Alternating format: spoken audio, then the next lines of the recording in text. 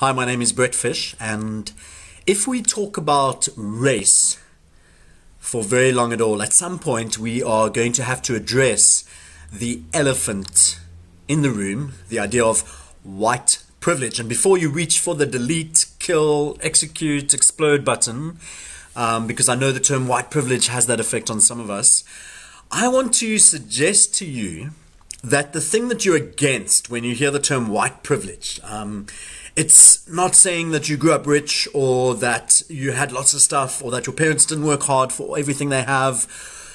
There are some aspects of white privilege that may touch on those things, but I want to suggest that the idea, the thing you're against when you hear white privilege, may not be the thing that many people are talking about when we talk about white privilege.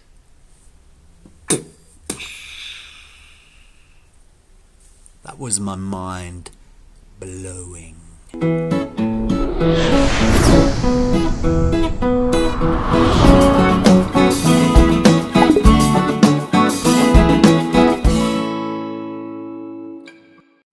So the term white privilege has tended to create a little distance with some people. A lot of people switch off when they hear that term. And so how do we do it justice? How do we figure out what the term means? Because as I said before, it may not be the thing that you're against. When I hear some people's definitions of white privilege, I go, yeah, I'm against that as well. That's definitely not what I mean.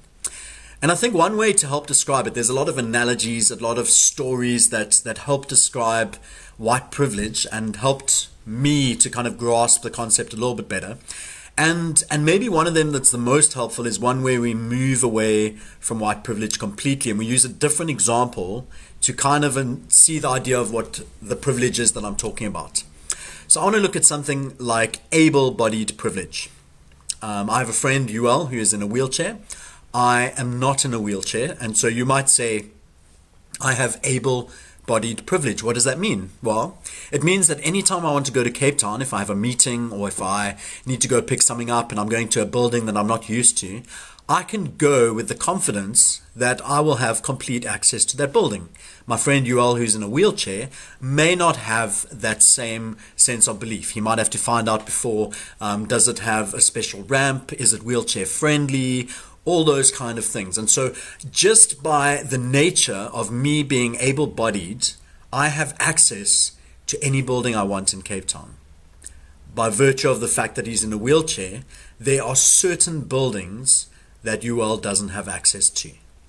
Can you see that it wasn't anything I did or anything that I earned or any kind of hard work on my behalf that got me those advantages? It was simply the fact that I'm able-bodied. And so when we're talking about white privilege, we're talking about unearned benefits or bonuses that occur simply by nature of the fact that I'm white-skinned.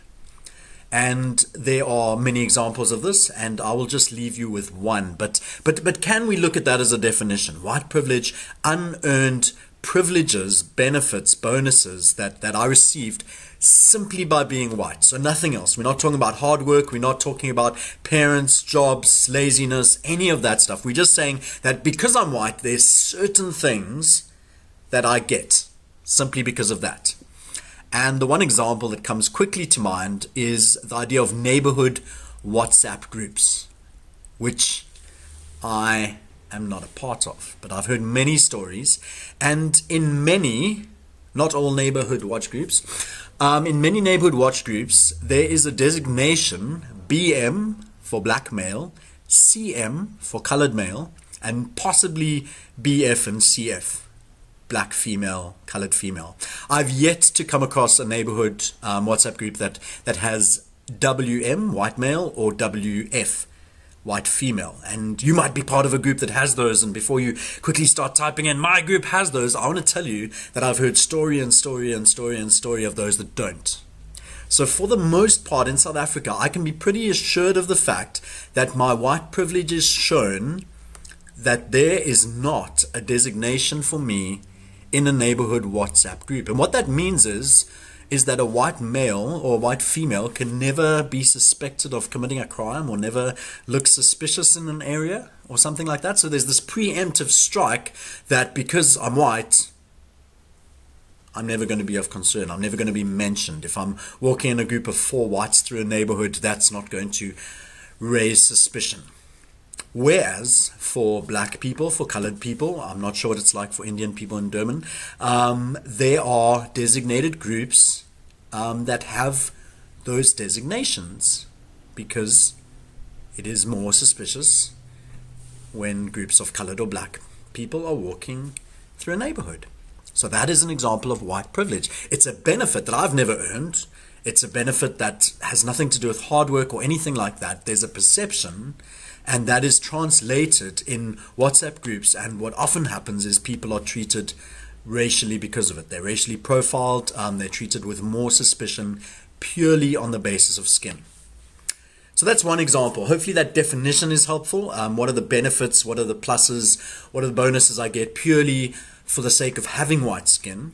And just one example of neighborhood watch groups. What are some other examples? Maybe if you want to write some comments in the comments below.